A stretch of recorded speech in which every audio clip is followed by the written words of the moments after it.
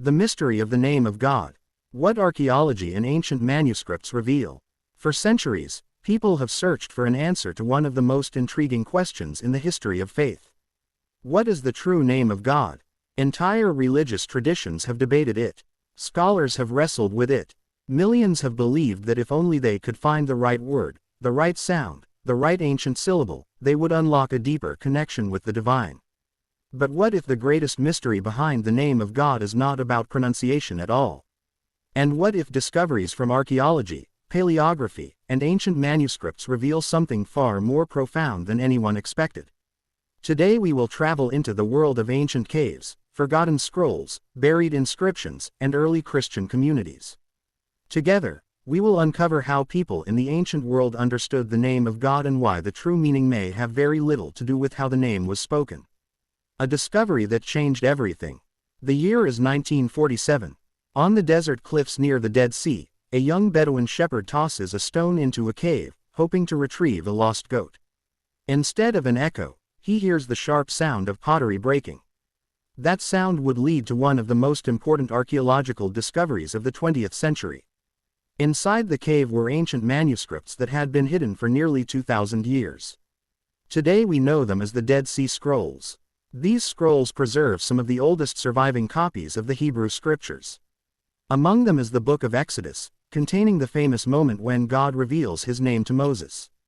In the text, we find 4 Hebrew consonants: Yod, He, Wah, He. The ancient writers did not include any vowels. That means they left no direct record of how the name was pronounced. It is a sacred mystery built right into the text itself. But this is only the beginning of the story. In the ancient world, a name was not just a sound. In ancient Semitic cultures, a name was never merely a spoken label, it was a deeply personal and meaningful designation. A name carries identity, purpose, mission, and character. A name expresses the deeper nature of a person. When Moses asks God, "Who should I say sent me?" God does not answer with a pronunciation guide.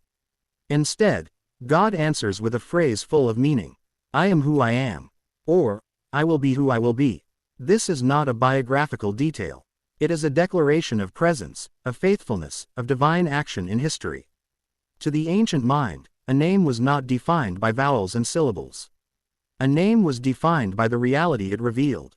What archaeologists found in Jewish tombs. In the 1990s, archaeologists excavated ancient Jewish burial sites in places such as Beth Shemesh and Jericho.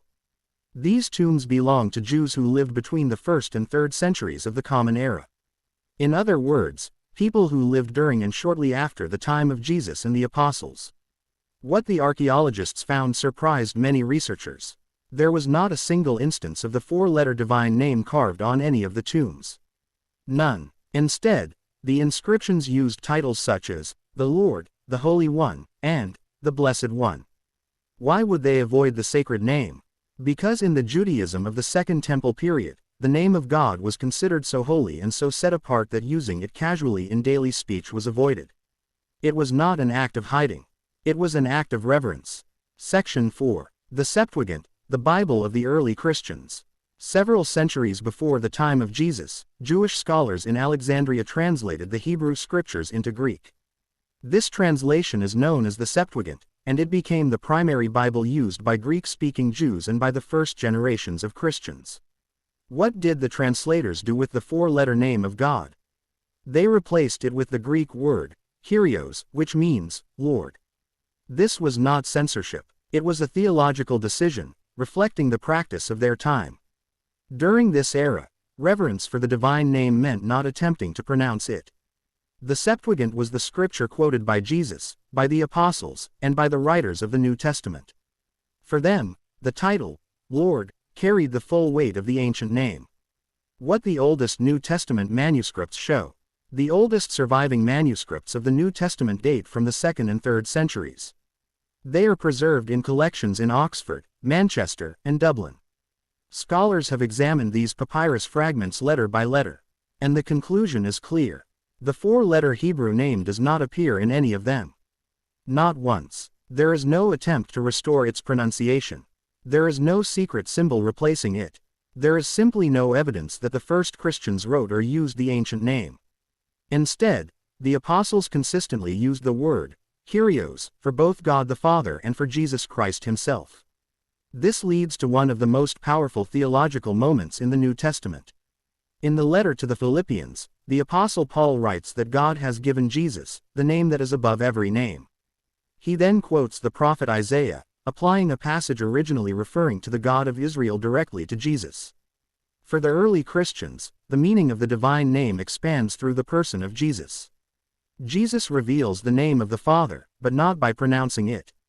In the Gospel of John, Jesus says, "I have made your name known to them."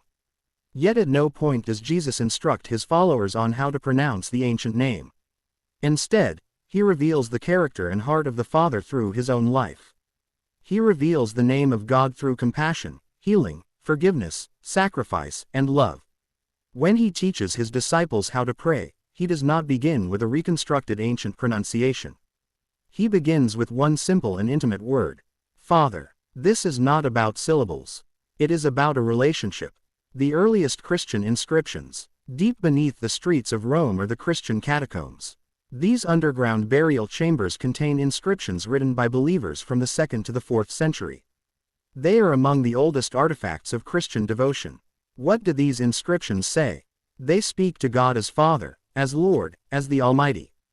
They speak to Jesus with reverence and worship. But they do not attempt to carve or preserve the ancient four-letter name. Not once. For the early Christians, the name of God was understood through the person and mission of Jesus Christ. The divine name was not reduced to a sound. It was revealed through a relationship. Section 8. So what is the name of God? According to the Scriptures, the name of God is far more than a particular sequence of letters. It is the revelation of his character, his presence, his actions, his mercy, and his faithfulness. And in the Christian understanding, the fullest revelation of God's name is found in the life and person of Jesus Christ. The mystery of the divine name points us not to a secret word, but to a living relationship with the one who created all things. Conclusion. The mystery of God's name has fascinated believers for centuries. Yet archaeology, ancient manuscripts, and the practices of both Judaism and early Christianity reveal something unexpected and profound. The name of God is not a code to be decoded, nor a sound to be recovered from the past. It is an invitation into a relationship with the one who is, who was, and who will be. If you enjoy exploring the world where archaeology meets spirituality, and where ancient texts reveal forgotten dimensions of history, join us in the next episode as we continue uncovering the mysteries of the ancient world.